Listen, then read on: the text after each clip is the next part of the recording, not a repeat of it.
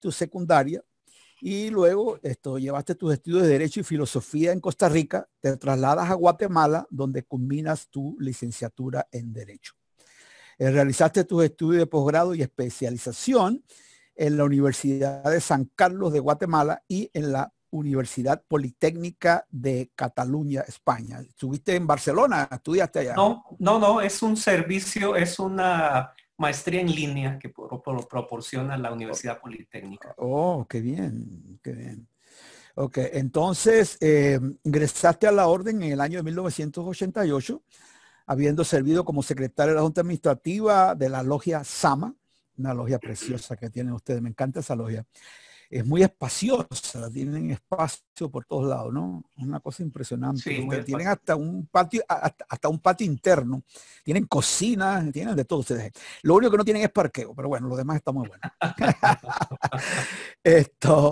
Dice que fuiste maestro de la logia en el 3351 y posteriormente yo sé que fuiste el gran consejero. Tuviste de gran consejero hace unos años atrás, no solamente para Guatemala, sino que incluyó la área de Costa Rica. Siempre Costa Rica ha tenido un gran consejero, Frater Boniche, que acaba de terminar su servicio de Nicaragua, también estuvo de gran consejero allá en Costa Rica.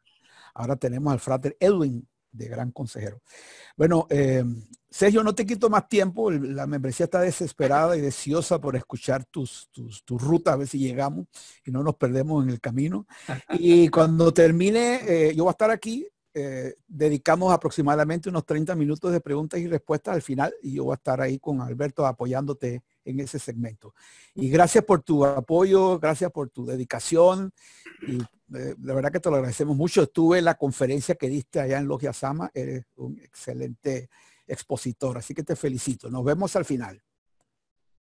Gracias. Gracias, gran maestro. Suerte. Muy buenas tardes a todos. El tema que les vamos a presentar hoy, se llama Una hoja de ruta para tiempos tumultuosos. Creo que tienen a la vista en pantalla la presentación. Y a mí me gusta siempre, cuando hago las presentaciones, usar el nombre, uno de los nombres más antiguos que ha tenido la orden, este nombre de Antiquus Mysticusque Ordo Rosae Crucis, porque nos une con el pasado. Nos une con el pasado del que somos una continuidad, no somos un invento de última hora.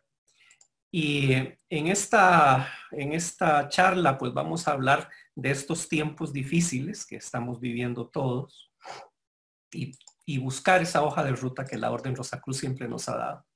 Y cuando decíamos que me gusta ese nombre antiguo es porque las enseñanzas rosacruces las encontramos a lo largo del tiempo, escondidas muchas veces en los lugares más insospechados.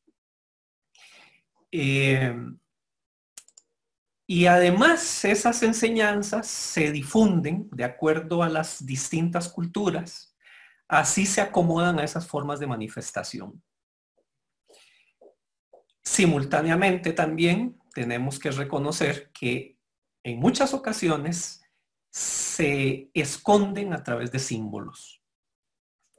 Más recientemente el símbolo por antonomasia es la escritura y ahora a través de los sistemas virtuales el símbolo por antonomasia quizá va a ser la conexión a distancia. Pero ya sabemos que nuestras enseñanzas son muy simbólicas y es interesante que cuando uno estudia la etimología de la palabra símbolo, el símbolo es una palabra griega. Cuando dos familias griegas se hacían un favor, tomaban un plato y lo quebraban en dos. Cada familia se quedaba con una parte del plato. Eso se llamaba el símbolo. Cuando se querían requerir otra vez un servicio, se mostraban los platos, los trozos de los platos. Y si los trozos coincidían, si se cerraba el símbolo, entonces estaban obligados a prestarse el servicio. Y es bonito también que entonces símbolo quiere decir lo que nos une. Y curiosamente en griego, lo que nos separa se llama diabolon, el separador. Pero vamos a irnos a la Europa de 1648, más o menos. En 1648 ocurren muchas cosas en Europa. Hace poco se escribían los manifiestos rosacruces. Es una época en que se firma la paz de Westfalia, que pone fin en esa época a las guerras de religión. Se crea el Imperio Romano-Germánico. Bach está componiendo su música. Y en esta época, la Orden Rosacruz está esparciendo su mensaje de maneras increíblemente veladas. Por ejemplo, en Alemania, en la Selva Negra, encontramos una capilla, una iglesia, que se llama Iglesia de la Trinidad. La construye el duque Eberhard III de Württemberg. Perdonen mi alemán, pero no es mi idioma materno. Y ahí, en esta pequeña Iglesia de la Trinidad, de la iglesia de Bad Teinach, encontramos una pintura que se conoce como el panel de la enseñanza de la princesa Antonia, porque fue la princesa Antonia, duquesa de Württemberg y Teck, que era hermana del príncipe, del duque Eberhard, príncipe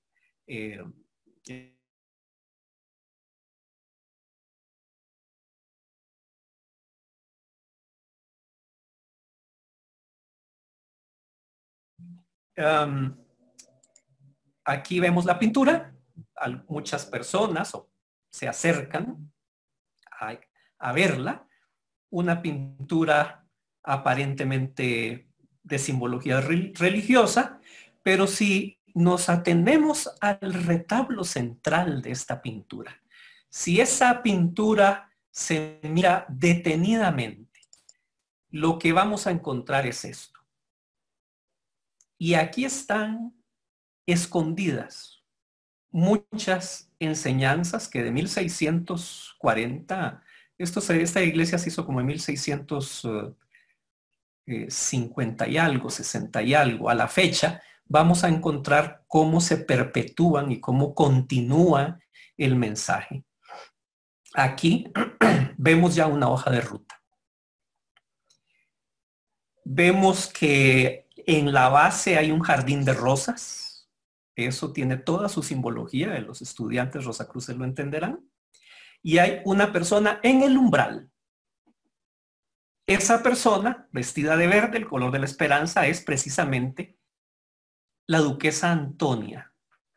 Ella está viendo la ruta, viendo el camino que debe seguir para llegar allá, hasta arriba, a la parte superior, a la corona. Pero hay una ruta que seguir. En esa ruta ya hay una serie de obstáculos y hay una serie de mensajes para llegar a la culminación en la parte de la corona donde están las siglas de la duquesa, que también son alfa y omega. También es el círculo que se cierra, la serpiente que se muerde la cola, también es la corona, también es el mundo superior. Brevemente podemos observar aquí algunos elementos que no vamos a tratar, porque esto es propiamente del árbol de la vida, como la estructura de la pintura muestra ya las céfiras. Pero lo que a nosotros nos interesa es qué es exactamente lo que la duquesa Antonia, que aquí la vemos, ella está retratada en la misma pintura, que fue la donante, quería expresar, que no era ella estaba transmitiendo un mensaje. Primero tenemos que saber que Antonia vivió en tiempos muy difíciles, también como nosotros. La mitad de su vida la pasó en la guerra de los 30 años, las guerras de religión. Y ahí apareció la peste bubónica, que acabó con 2/3 de la población de Württemberg. De 1618 a 1648, en 30 años, pasó de 350,000 habitantes a 120,000 habitantes. La segunda mitad de su vida la pasó en medio de la necesidad y la pobreza en que quedaron los sobrevivientes. Y ella entonces se dedicó a reconstruir las iglesias, a estudiar artes y ciencias, a estudiar hebreo, a estudiar cabalismo. Fue discípula de Joan Valentín Andrea, muy vinculado al pensamiento Rosacruz, que era el capellán del duque. Y es por eso que esta mujer, perfectamente impregnada de ese mensaje del pensamiento Rosacruz, en medio de esos tiempos de guerra, de necesidad, de pobrezas, primero sigue estudiando. Y eso es un mensaje para todos los Rosacruces. Segundo, se deja guiar por un maestro que en ese momento fue Joan Valentín Andrea. Y es en esta época entonces que para ese tiempo se muestra de un modo, de un cierto modo, un mensaje de un camino. 400 años después, más o menos, la Orden Rosacruz presenta otra vez una hoja de ruta que es la Appelatio Fraternitatis Rosicrucis, donde nos van a llamar la atención sobre cómo debemos salir en los tiempos tumultuosos en que vivimos, y vamos a encontrar que básicamente nos dan 3 pasos, 3 áreas de trabajo. El área de la espiritualidad, el área del humanismo y el área de la ecología. Son los 3 grandes soportes donde la Appelatio dice que se debe sostener una hoja de ruta para la recuperación del hombre. Si examinamos nosotros el mensaje que está escondido aquí, pues créanlo o no, eso que nos dice la Appelatio recientemente lo pintaba la princesa Antonia 400 años antes. Porque todos nosotros, como buscadores en el umbral, estamos así como ella, mirando hacia adelante, cómo llegar a esa corona que será la culminación de la gran obra. Y atención, porque aquí este es un error frecuente, no es a través de largas horas de meditación. ¿Sí? Ella no está ahí sentadita meditando. Ella está lista para empezar a caminar. Cuando leemos la Appelatio encontramos unos textos muy poderosos. Por ejemplo, veamos la primera etapa, el tema de la espiritualidad. Nos dice, si vivimos en la tierra es para concientizar, no me gusta la traducción, para hacer conciencia de las virtudes y expresarlas a través de nuestros juicios y nuestra conducta. Así es como define la Appelatio la espiritualidad. Y luego agrega un texto bastante crudo. Desgraciadamente, demasiadas pocas personas se dedican a esto, incluyendo entre los creyentes. Y aquí yo tengo que decir, también entre los Rosacruces. Y aquí está la explicación de por qué hay malevolencia, intolerancia, egoísmo, celos, prepotencia, odio, injusticia, conflictos, desigualdades, sufrimientos. ¿Por qué? Expresar las virtudes en nuestros juicios y nuestra conducta. Somos muy fáciles de emitir juicios. La realidad siempre es enjuiciada. Muy bien. ¿Qué virtudes? Tenemos que recordar que la Orden Rosacruz habla mucho del sumum bonum. Y el maestro Platón decía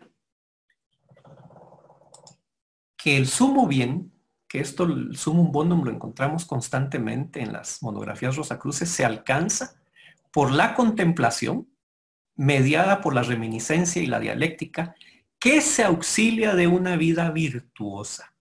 Es decir, al sumo bien tiende la acción virtuosa de la vida humana. Hay 4 virtudes que pertenecen al pensamiento clásico. Debemos recordar que la Orden Rosacruz se fundamenta, echa sus raíces en todo el pensamiento de los filósofos clásicos. Por eso somos una orden con un pensamiento eminentemente occidental. Hay 4 virtudes que se han dado en llamar cardinales. La primera es la justicia, que impone orden y armonía y es el reflejo del orden del universo. La otra que tenemos es la prudencia, que pone orden en los pensamientos y huye del mundo de las apariencias. Esta virtud la añadió Platón, porque el pensamiento clásico solo tenía 3. Es Platón quien nos agrega la 4ª, la prudencia. La otra virtud es la fortaleza. Hace que el hombre se sobreponga al dolor y al sufrimiento. Después les voy a explicar por qué era tan importante la fortaleza para los griegos y los romanos. La saca adelante en tiempos de dificultades. Y finalmente la templanza, básico. Incluso hay un texto en la Pelatio que nos va a hablar específicamente de esta virtud de la templanza. Los griegos, que conocían al inicio 3 virtudes, Platón agrega la 4ª, consideraban que el hombre, el ciudadano, el hombre clásico, debía ser un hombre virtuoso. Es interesante que en esa época no existía en el pensamiento el perdón de los actos viciosos. Eso lo trae el cristianismo. Y como no existía el perdón de los actos viciosos, o eras virtuoso o eras vicioso. No había términos medios. Nadie te iba a salvar. Tenías que dedicarte esforzadamente en ser un hombre virtuoso.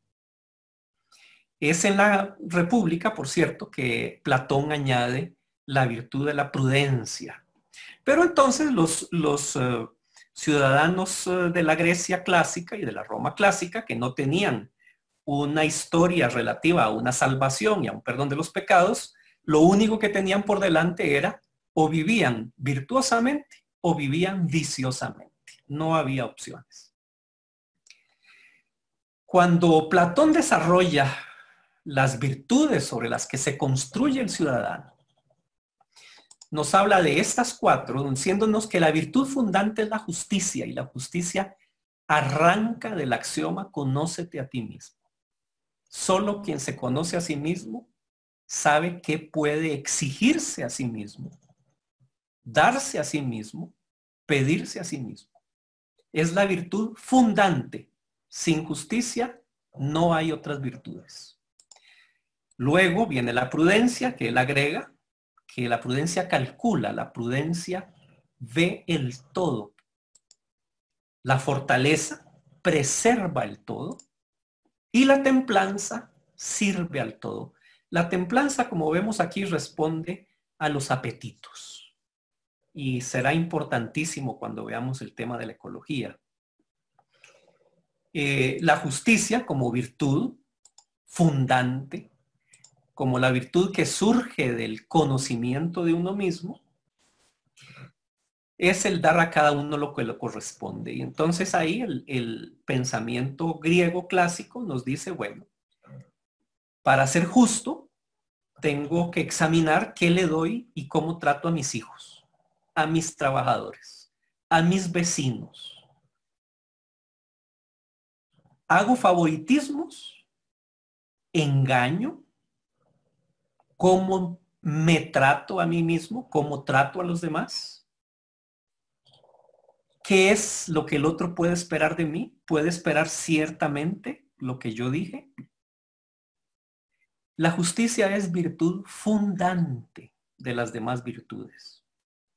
Entonces, en nuestras relaciones sociales, es la justicia la que manda.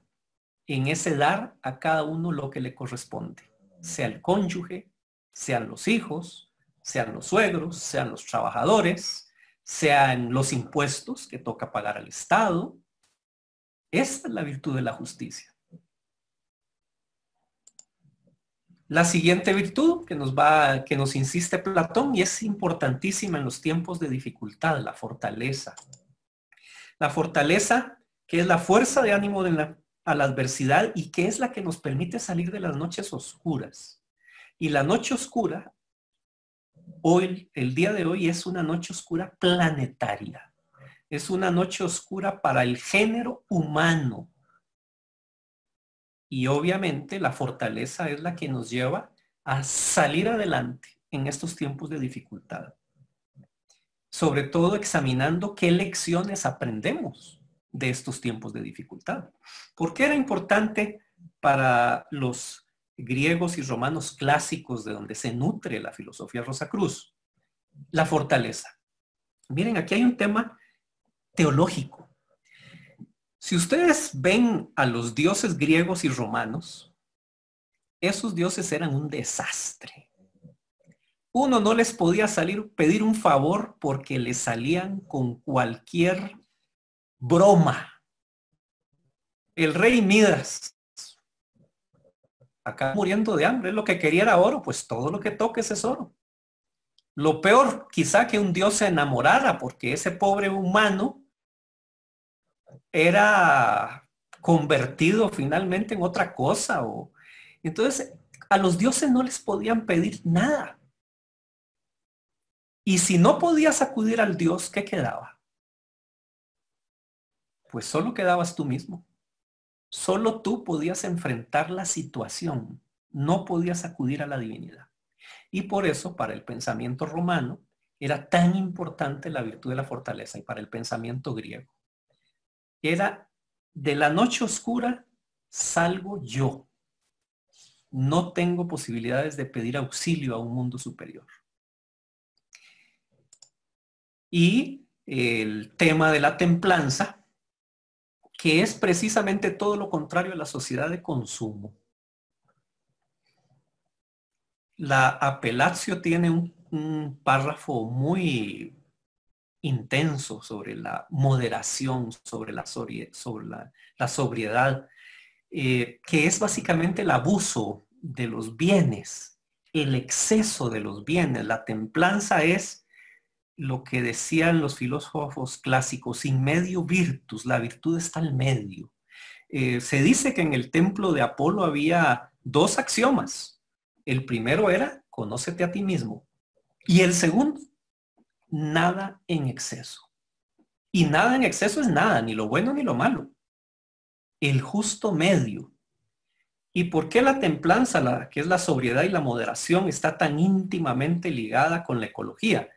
Porque, nos lo va a explicar también la Apellatio, es lo que impide que acabemos convirtiendo el mundo en un basurero. Es decir, yo recuerdo que una vez, platicando de esta virtud, se me acercaba una soror con la cara contrita, el espíritu compungido, como se dice, y me decía: ay, frater, me ha dado un dolor de corazón después de hablar de sobriedad y moderación y pensar en el montón de zapatos que tengo yo guardados en mi casa. Sí, en efecto, podemos convertirnos en coleccionistas de muchas cosas que finalmente acaban golpeando el medio ambiente. Y esta virtud de la templanza es básica, por eso es que es una virtud de los apetitos. Es la que nos lleva a moderar lo que queremos, moderar lo que tenemos. Yo sé de personas que cuando compran una camisa, van a su armario, a su closet, a su vestidor, y sacan una camisa y la regalan. Son esos actos de moderación, actos de sobriedad. Y junto con esta virtud de la templanza tenemos la virtud de la prudencia, que es el juicio ordenado. A mí me gusta mucho la imagen de la prudencia, que es la que ve para los dos lados. Son dos caras, cada uno viendo en sentido contrario. Porque es la que nos lleva a actuar correctamente. Es el juicio ordenado, el de la prudencia.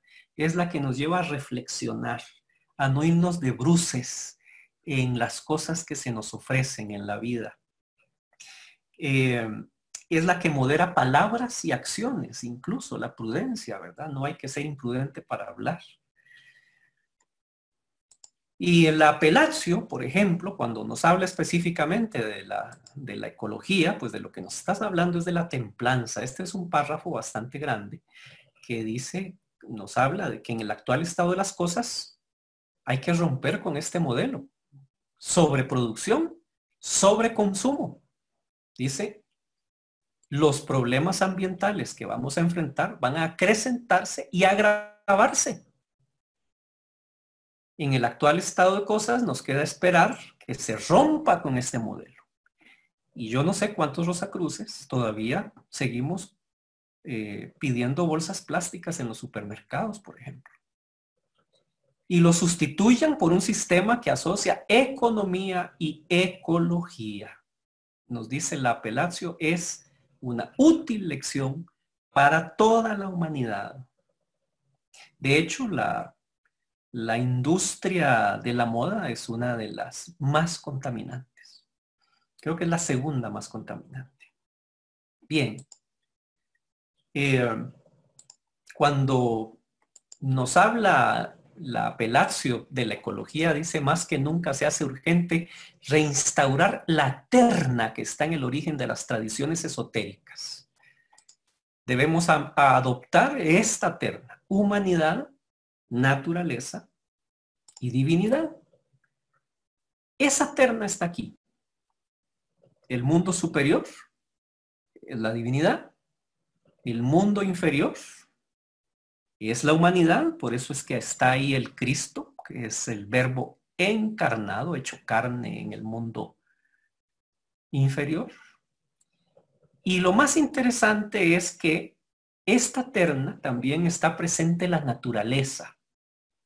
La naturaleza está al centro de la imagen, sosteniendo el mundo superior y uniendo el mundo inferior. Vamos a ver que la columna de la izquierda, perdón, la derecha es Jaquín, que representa la flora, y la columna de la izquierda es Boaz, que representa la fauna. Esta es una imagen, un acercamiento del Sancta Sanctorum, el lugar del sacrificio, el lugar más sagrado, y ese lugar sagrado lo sostienen las columnas, como vemos en la izquierda, que en la base hay un pastor cargando una oveja, y vemos una fila de animales. Ahí hay elefantes, ciervos, ovejas, vacas, caballos, ascendiendo. Y ascendiendo porque también la naturaleza animal está en proceso de evolución hacia las esferas superiores.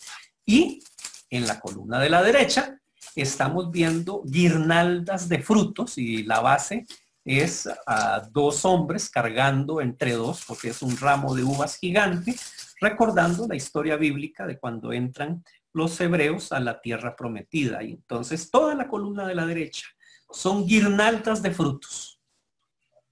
Así es que son las que custodian el Sancta Sanctorum, son las que sostienen el santuario que finalmente es toda la naturaleza.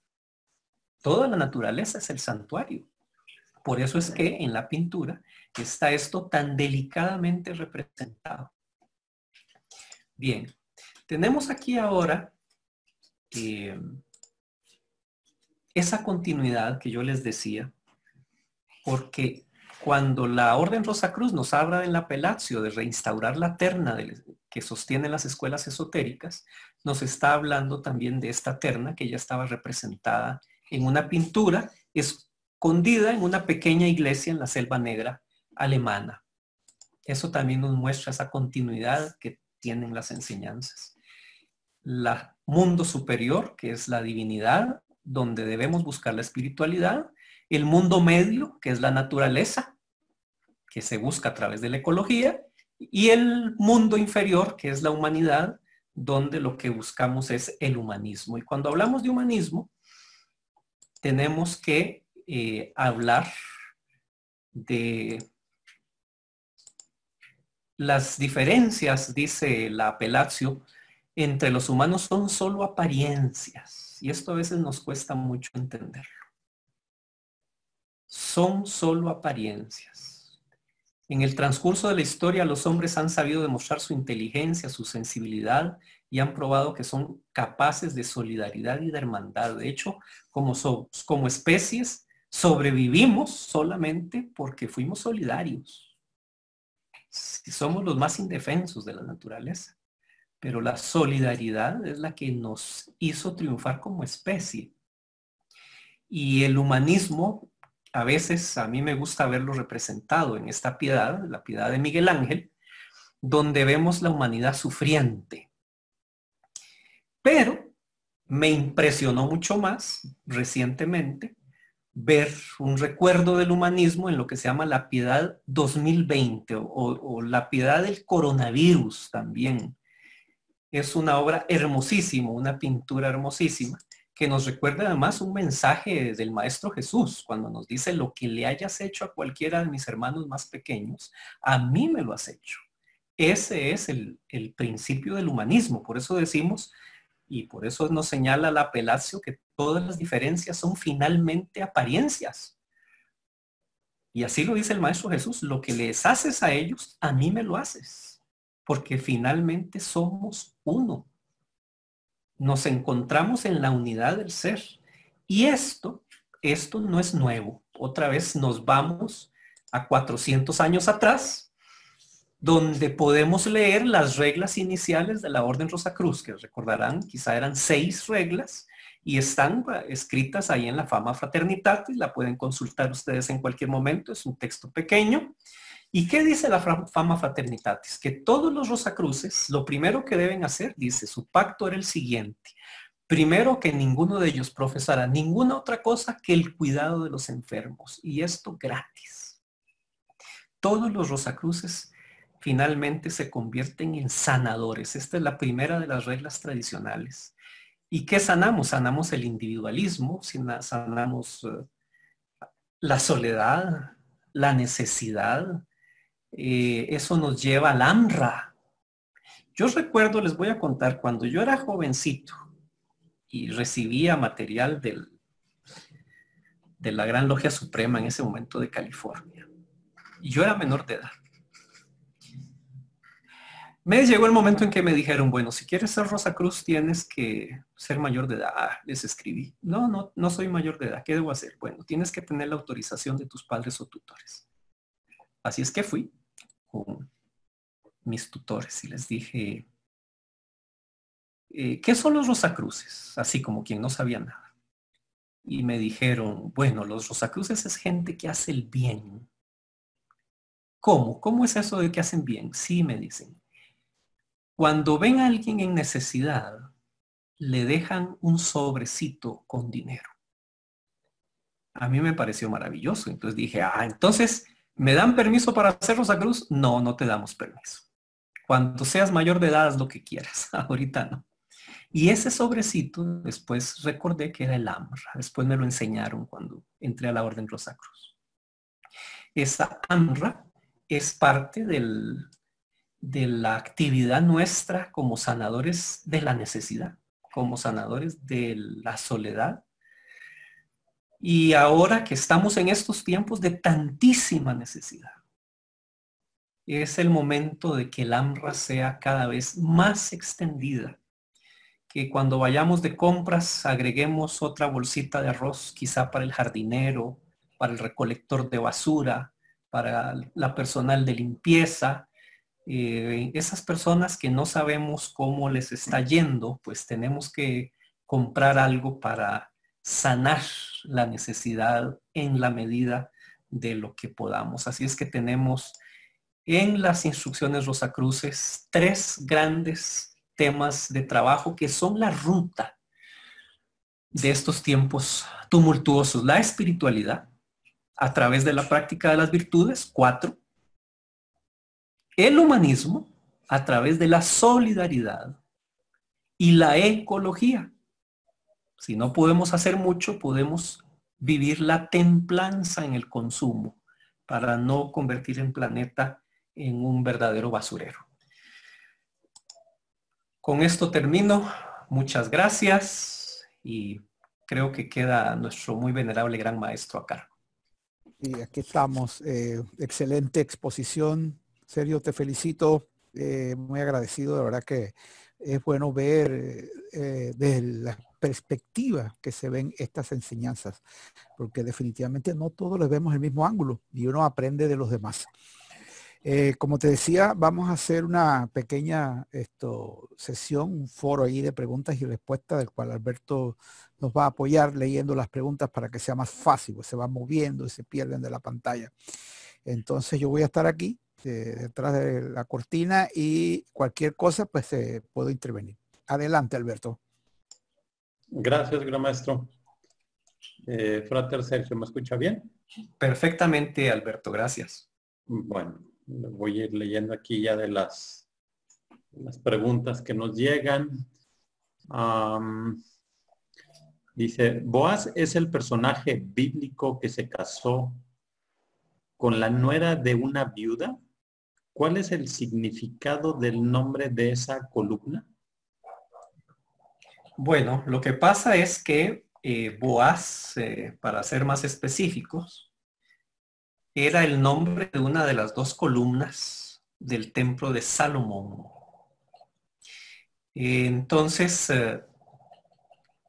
aquí hace referencia la pintura específicamente a Boaz y Jaquín, que eran las dos columnas del templo de Salomón. Se dicen que eran dos columnas de cobre o bronce, dos pilares que soportaban el templo de Salomón en Jerusalén. Entonces, estamos hablando específicamente de estos pilares porque son los que sostienen el santuario, que es la naturaleza, que es el universo manifestado.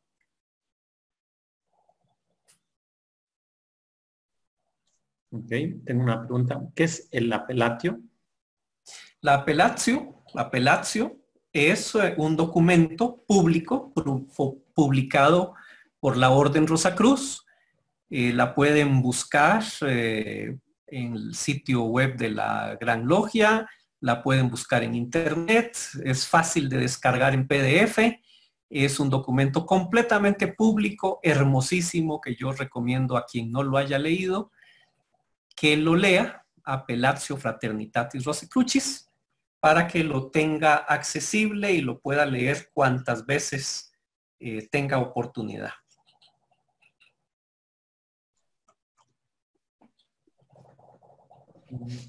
¿Qué diría a las personas que dicen que con la internet no es necesario estar en una orden iniciática? Bueno, que al preguntar eso se contestaron. ¿Por qué se contestaron? En efecto, internet lo da todo, menos las iniciaciones. Quiere decir que no acceden a una orden iniciática. Acceden a quizá un montón de información, pero no acceden a la iniciación. Y al no acceder a la iniciación, no acceden a una orden iniciática. Y la iniciación es un elemento esencial de las enseñanzas rosacruces. Entonces se quedarán con la información más exotérica y jamás alcanzarán la información más esotérica que se transmite a través de una iniciación en el que la conciencia y la emoción van a darle una lección específica a esa persona. Entonces, bueno, si lo que quiere es tener información, métase a internet. Si lo que quiere es evolucionar, entre a una orden iniciática capaz de darle iniciaciones como parte de sus lecciones y de sus enseñanzas. ¿Cuál es el nombre de la pintura? Bueno, la pintura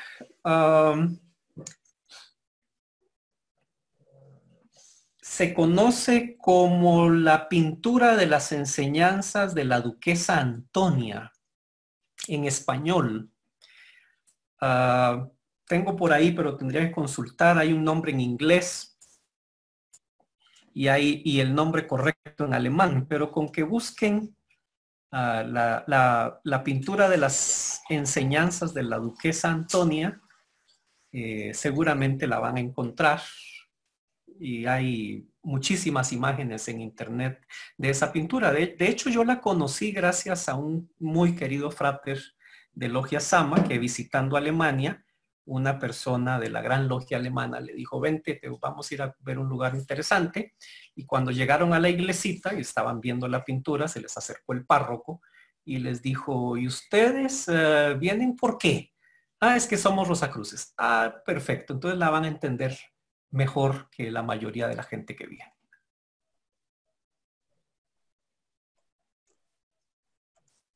De acuerdo.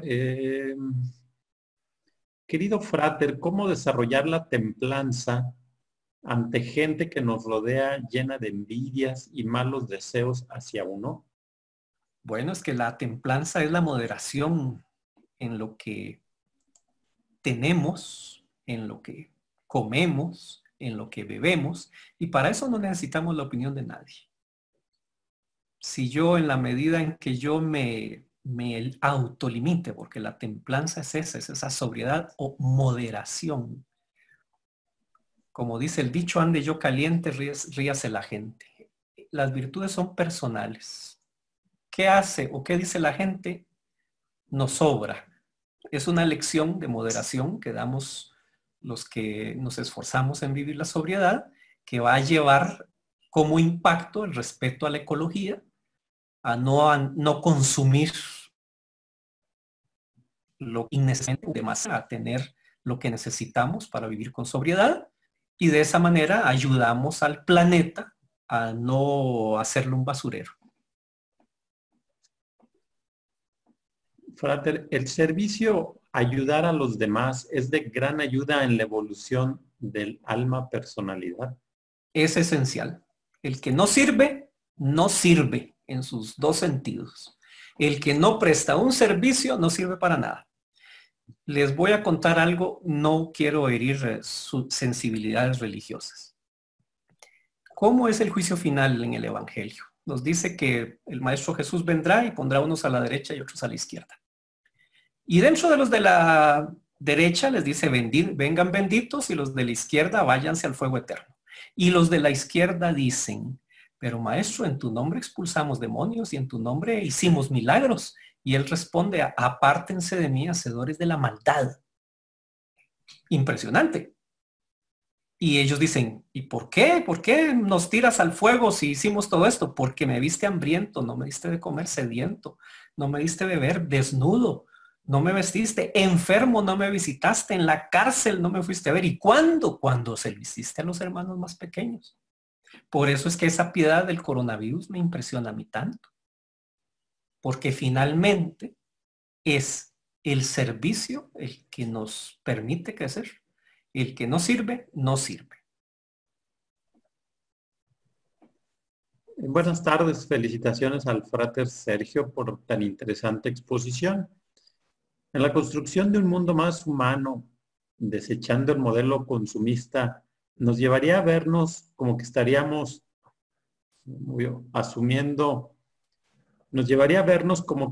asumiendo posturas políticas.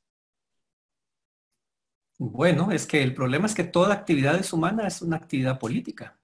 No hay nada, porque polis es ciudad y político es el ciudadano. Si no queremos actitudes políticas, entonces nos alejamos de la comunidad y vivimos en soledad.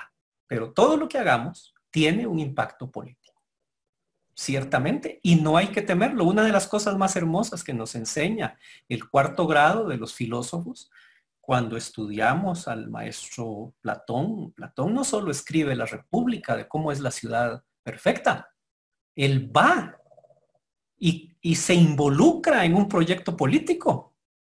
¿Le fue mal? Sí, le fue mal. Pero él no se quedó en una especulación filosófica. Él se esforzó en crear una realidad de sus pensamientos, igual todos los demás. Si nosotros creemos en la bondad de lo que hacemos, tenemos que hacerlo en la vida social. Y aunque eso no signifique una bandera política, eso tiene una implicación societaria, una implicación ante los demás. Y pues ahí sí que cada quien lo tome como desee. Las virtudes son aprendidas o las traemos en nuestro interior y debemos despertarlas de acuerdo con nuestra evolución espiritual en esta vida actual. Sí, las virtudes las traemos. Por eso la Orden Rosacruz dice que todos somos una cruz de oro. Todos sabemos lo que es la justicia. Todos sabemos lo que es la bondad. Lo que necesitamos es quitarnos todo lo que la sociedad y la cultura nos sobrepone y que no nos permite expresar la bondad del ser interno que está ahí presente. Naturalmente es un hacer, no es un reflexionar. Las virtudes, como dice la Apellatio, se manifiestan en la vida diaria. En la vida diaria se ve si soy justo, si soy prudente, si tengo fortaleza. Ese es el tema. Es un hacer. Todas las virtudes son un hacer.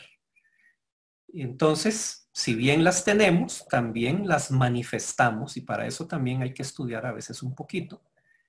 Y sobre todo estudiarnos a nosotros mismos a través del conócete a ti mismo. ¿Va? Mucho tiempo de meditación para conocernos a nosotros mismos.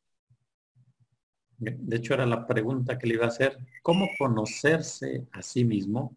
Sí, así como nos lo enseña la Orden Rosacruz, acudiendo a la meditación, acudiendo a la investigación, acudiendo a los textos y las lecciones que se nos van proponiendo. El conócete a ti mismo es un axioma que sostiene a los estudiantes rosacruces cuando entran al grado de atrium, cuando están de neófitos, cuando se reúnen por primera vez con los que comienzan, lo primero que le dicen es, acuérdate de lo que estaba escrito en el templo de Apolo en Delfos. Hombre, conócete a ti mismo. Y ese es el trabajo. El trabajo Rosacruz nos lleva a conocernos a nosotros mismos y en base a ese conocimiento empezar a fundar la virtud de la justicia. Pero que si puede volver a colocar la foto del COVID. Ah, sí, creo que sí. Vamos a ver, creo que tengo que reanudar función de compartir, ¿verdad? No, de hecho ya nomás con que coloque la... Ahorita yo la imagen. Ahí la presentación. Muy bien. Dice, el matar animales para comerlos ¿no sería una afrenta contra la naturaleza y la vida misma? No, creo que el tema de la alimentación es un tema que a veces suscita muchos problemas, pero todo es vida. Entonces, ¿qué es lo que no vamos a comer? No vamos a comer animales y vamos a comer vegetales. ¿Y el vegetal no es vida también? Entonces, es como una discusión un poco a veces sin sentido, pero porque todo es vida y la vida se alimenta de la vida. Entonces, en este plano, esa es su estructura. Y algunos, por su propio crecimiento interior, encuentran que habrá ciertos tipos de alimentos que a ellos les ayudan en su propio nivel de evolución. Y otros encontrarán que dentro de su nivel de evolución son ciertos otros tipos de alimentos. Entonces, quizá de las cosas que a mí más me impresionó cuando se retiró el imperator emérito fue que dejó un documento para el siguiente imperator. Y una de las cosas más que a mí más me impresionó, dice que el imperator ni siquiera puede imponerle a los miembros qué pueden y qué no pueden comer. O sea, eso queda para la conciencia personal y la evolución personal. Pero no debe haber imposiciones de ningún tipo. Así es que yo tampoco las voy a poner.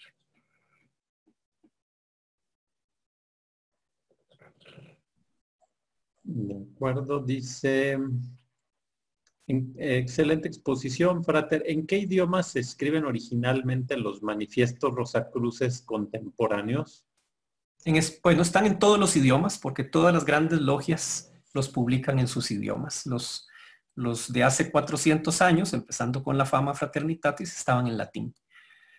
Pero actualmente se publican en el idioma de cada jurisdicción. Así es que los quieran leer en español los tienen a disposición en español, son públicos y los pueden descargar de internet con toda facilidad.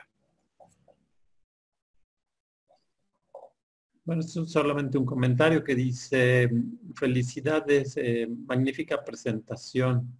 No tengo preguntas, dice, me dejó mucho que meditar. Dice, como decimos acá, me dejó frito. Gracias, muchas gracias. Otro que pregunta, ¿en qué forma afectan las iniciaciones en el proceso del alma? Es tremendo. El que no ha estado en una iniciación no puede describir. Realmente sí es algo muy poderoso porque actúa sobre el subconsciente, actúa sobre las emociones y actúa sobre la inteligencia.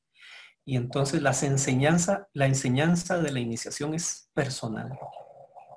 Aunque hayan 6, 15, 20 iniciados y un mismo cuerpo de oficiales iniciáticos, la lección que cada uno recibe es solo para él. Es totalmente indescriptible y cada persona la vive según su propio nivel de evolución. Por eso ninguna lección de internet va a sustituir un orden iniciático. Buenas tardes, Sergio. Interesante exposición. Me asombró la pintura. ¿Se puede afirmar que en la antigüedad el cristianismo tuvo alguna relación con las Rosacruces? Bueno, léanse, hay unos libros de la orden, claro, la vida oculta de Jesús, por ejemplo, las enseñanzas secretas de Jesús. El maestro Jesús era miembro de un grupo que pertenece a la continuidad de la filosofía perenne, que es la que expresa la Orden Rosacruz modernamente, que eran los esenios. Yo recién ingresado recuerdo cómo aprendí eso, que me dijeron es que Jesús era esenio. Bueno, lo dejé en mi archivo y luego, hace algunos años, leyendo al Papa Benedicto XVI en sus obras Jesús de Nazaret, nos dice en efecto el Papa, sí, Jesús era esenio. ¿Y por qué lo sabemos? Porque cuando computamos el tiempo de la Semana Santa entre la cena y la crucifixión no dan los días, no pudo haber sido jueves. Tiene que haber sido miércoles, que era cuando la celebraban los esenios, pero además la Pascua esenia, no, que la Pascua que celebró Jesús no era la de los judíos. Si ustedes ven en el Antiguo Testamento cómo celebraban los judíos la Pascua, no es la que celebró Jesús.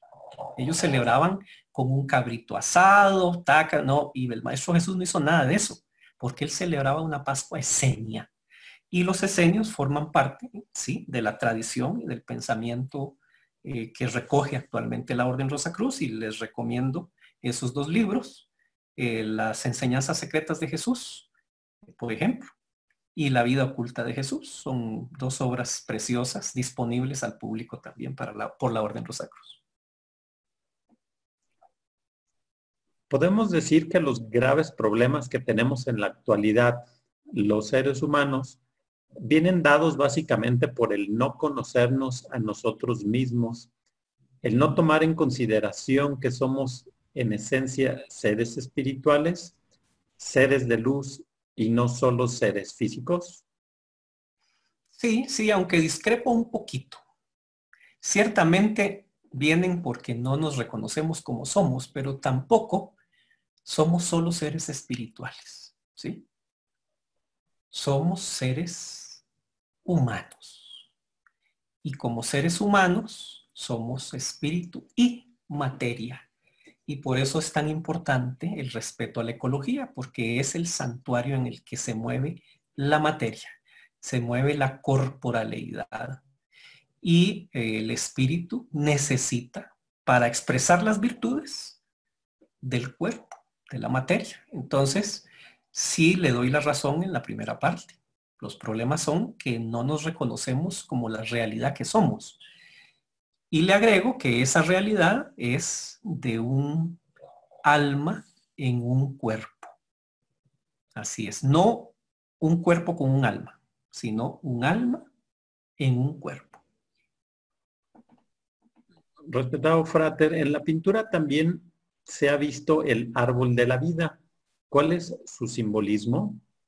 Bueno, ese es un tema que estudia el cabalismo, realmente sería demasiado extenso y por eso es que no lo vamos a tocar aquí en este momento, pero el que quiera tiene muchos recursos para estudiar sobre el árbol de la vida.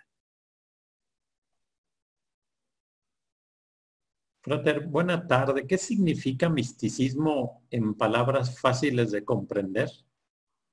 En palabras fáciles de comprender significa la posibilidad de unirse con la causa final, con el todo, con el ser. El místico es la gota que llega al mar. ¿Sí? Ese es el misticismo. El místico es el que se abre a la inmensidad del ser, a la inmensidad de la realidad. Por eso es que muchos grandes místicos son los grandes santos, que hasta salían volando, porque el místico se le olvidan hasta las leyes de la naturaleza. Entonces, el misticismo es eso, el misticismo es abrirle las puertas a la gran realidad y dejar de vivir en el mundo de las apariencias, que es donde nos movemos. Bueno, hay varias personas que sí puede volver a colocar la foto de la pintura o la diapositiva de la pintura. Sí, ahí la tengo puesta en este momento.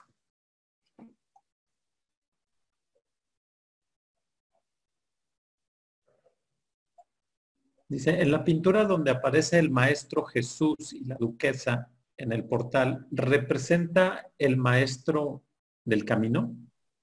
Y en realidad lo que representa es el mundo material de las almas encarnadas. Entonces, ciertamente, el Maestro Jesús es un maestro al que muchos siguen, yo me incluyo. Para cierta cultura, para cierto momento histórico, es el maestro al que se sigue.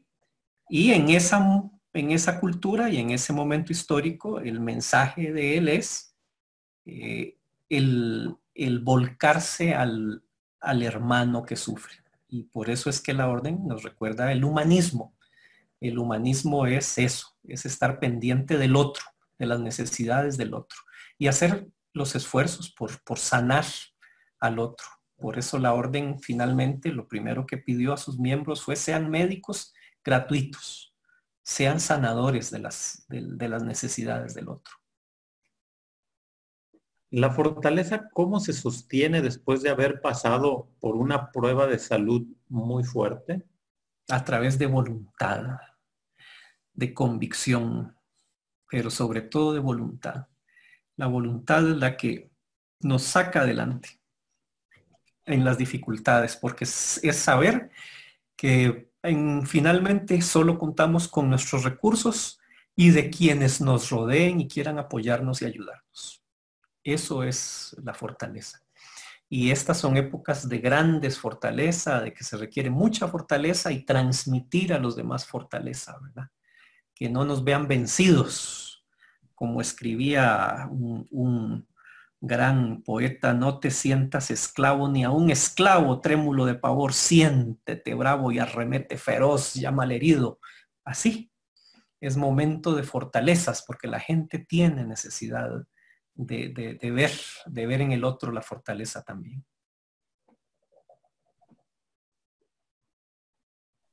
Dice, felicitaciones, distinguido frater. Tenemos claro que existen virtudes, pero también ansiedades. Entonces le pregunto, ¿considera usted que si una persona no tiene temor al coronavirus o a cualquier otra amenaza, tiene una ventaja en cuanto a los que padecen de las ansiedades del miedo, las preocupaciones, etcétera? Sí, claro, porque las ansiedades enferman, las ansiedades envenenan mentalmente, ¿verdad? Las ansiedades generan toxinas corporales que llenan el cuerpo y afectan los órganos, afectan las tasas vibratorias del cuerpo. Entonces las ansiedades enferman. Ciertamente quien no tiene ese temor va a estar en una condición mucho mejor, aunque igual aquí hay que tener la virtud de la prudencia, ¿verdad? No quiere decir exponernos innecesariamente, indebidamente, incorrectamente, sino guardando la distancia social, usando la mascarilla, desinfectando, pero sin temor, porque sabemos que estamos haciendo lo que debemos, con prudencia.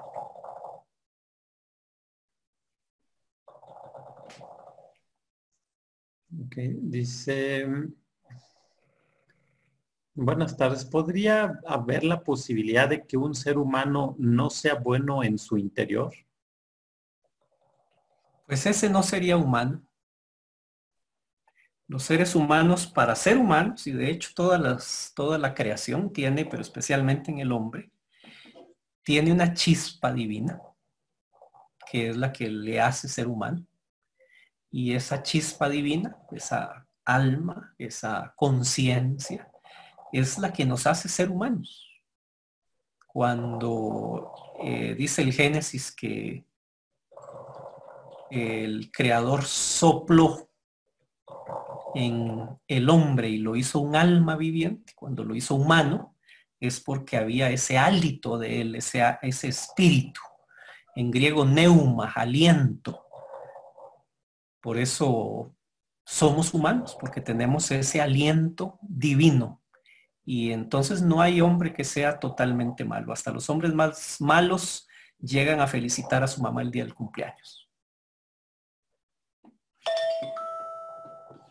Frater, ¿podría citar un ejemplo del comportamiento de una persona mística?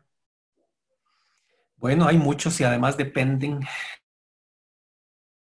mucho de los tiempos históricos. Pero pueden ustedes revisar en internet, pueden buscar místicos, van a encontrar desde místicos que lo han hecho por el camino de la religión, hasta místicos que lo han hecho por el camino de las filosofías. Por ejemplo, les podría decir, dentro del pensamiento Rosacruz, está Plotino, pueden leer la vida de Plotino. Él tuvo esos momentos en que se abrió a la unidad, se abrió a la absoluta realidad. Y era un hombre, por eso místico, escribió mucho. La Orden Rosacruz se sostiene también en gran parte de las enseñanzas de Plotino. Y como eso, en el mundo de la religión encontramos a Santa Teresa de Ávila, que también era una mística. En cada filosofía, en cada escuela, encontramos personas que tienen esos contactos íntimos con la realidad superior y transforman sus vidas, ¿verdad? Se convierten en personas que saben que vivimos en mundos de apariencias y que el destino final está más allá de lo que se ve. Ok, Frater, bueno, con eso voy a terminar. Gran maestro, ¿me escuchas? Sí, aquí estoy. Excelente segmento de preguntas y respuestas, Sergio. O sea, es una de las partes más comprometedoras de la conferencia. Tú sabes que en el mundo religioso yo admiro mucho a un místico que fue considerado por la Iglesia Católica como un místico, desde luego, como siempre, muchos años después que había muerto, que es San Juan de la Cruz. Maravilloso, sí. Que escribió aquella obra famosa de La Noche Oscura del Alma. Y tú sabes que la Iglesia Católica lo considera hoy día como un místico, uno de los grandes místicos de la Iglesia Católica. Así es considerado él. Sí, es correcto. Y esos escritos son hermosísimos para entender la noche oscura. Una belleza. Bueno, nuevamente muchas gracias. Estoy mirando aquí los comentarios en el chat y todos son extremadamente favorables. Yo sabía que iba a ser un éxito y como en las veces anteriores quería que la membresía pudiera probar un poquito de Sergio. No, yo le agradezco muchísimo, gran maestro, por la oportunidad. Claro, poder probar esto y el conocimiento que tú tienes sobre la filosofía Rosacruz, que es impresionante. Te felicito. Cuando estuve en Guatemala la primera vez te conocí en aquella ocasión, estuvimos conversando, no sé si lo recordarás. Sí, por supuesto. Diste una conferencia muy interesante y verdad que me impresioné mucho y estábamos pensando en estos días mucho en ti. Alberto, muchas gracias por la labor técnica que nos está haciendo todos estos días. Agradezco mucho. Creo que mañana tenemos a ver, Alberto. No sé si mañana está Henry Cruz. Ese es Nueva York. Henry es uno de nuestros conferencistas en el área de New York, New Jersey. Es excelente. ¿Qué tema va a tocar él? El de... ¿El maestro interno? Sí, es que no tengo mi hojita aquí. Sí. Creo que es el maestro interno, ¿no? Sí, no lo tengo aquí a la mano. Me parecía que era lo del maestro interno, si mal no recuerdo. Henry es muy bueno. Él nos representa a la región de Nueva York. A ver, sí, la guía del maestro interno. Exactamente, así se llama la conferencia. Y va a estar muy buena. Bueno, entonces nos quedamos ahí. Sergio, te invito a que leas los chats, porque como estás en la conferencia no los has visto. Ahí sí, estoy viéndolos ahorita. Ajá, dar una lectura ahí para que veas que esto te van a inflar el ego un poco. No, me alegra que a las personas les haya gustado el mensaje y ojalá que sean virtudes vividas. Sí, claro. Tú sabes que este mensaje tuyo viene muy bien con el que dio Ramón Martí, el fráter español de Barcelona, que nos habló desde San Diego, que él vive allá en San Diego y apoya el grupo, que habló el viernes sobre John Dee. Me contaron. Sí, no la pude ver, pero sí. Sí, hizo una conferencia sobre un tema que es donde los manifiestos Rosacruz están basados en los pensamientos de él y están manifestados ahí adentro, ¿no? Entonces él dio como el antecedente de los manifiestos, de dónde salieron los manifiestos, quién los escribió, por qué los escribieron, ese tipo de cosas, ¿no? Y ahora tú desarrollaste el tema en sí de los manifiestos. Muy bueno, muy bueno. También no sé si tuviste la oportunidad de ver la de Edwin, de Costa Rica. No, por temas de horario de trabajo se me hace un poquito complicado. Dio una excelente exposición sobre el manifiesto. Bueno, entonces